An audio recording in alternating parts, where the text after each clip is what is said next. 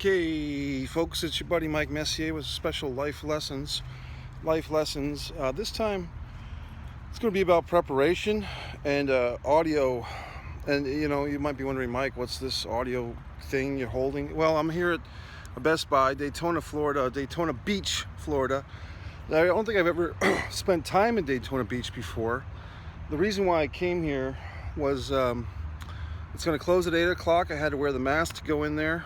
And it's a Friday night. Is it a rocking and rolling thing to do, to go to a Best Buy on a Friday night before it closes at 8? Not really.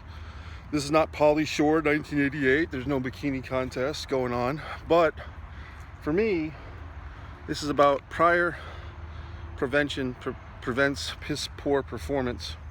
And specifically, I'm running this film festival, and hopefully this wire that I purchased will give me nice crisp audio.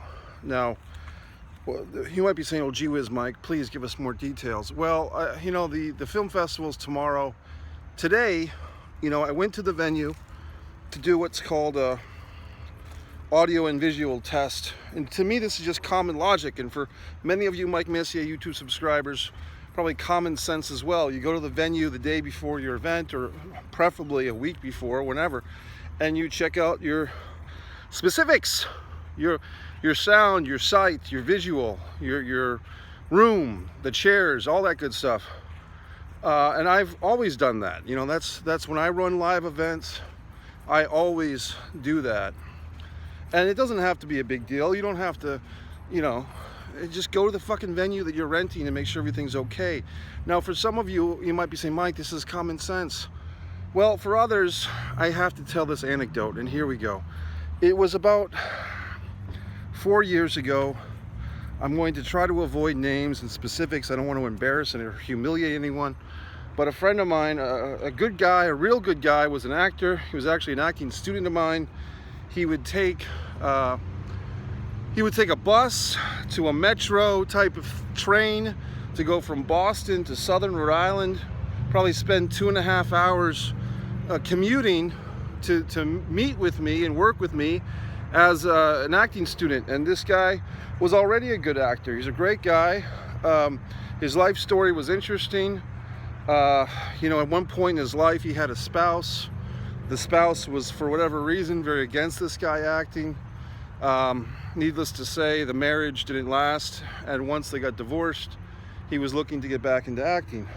And something that he got involved in, a year or two later, after I had actually stopped working with the gentleman, he was in a stage play, a musical, and long story short, he really wanted me to go see this performance, so I did. He even invited me to like a barbecue cookout type of thing months in advance. He wanted me to meet the other actors involved in this. He wanted to meet some of his friends. I happily did.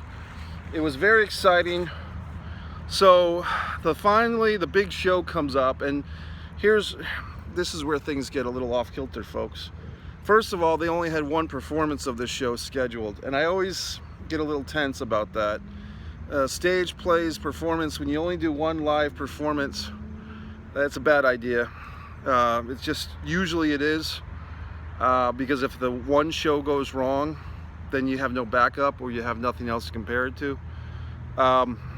But that's what the situation is. It'll be a one and done deal.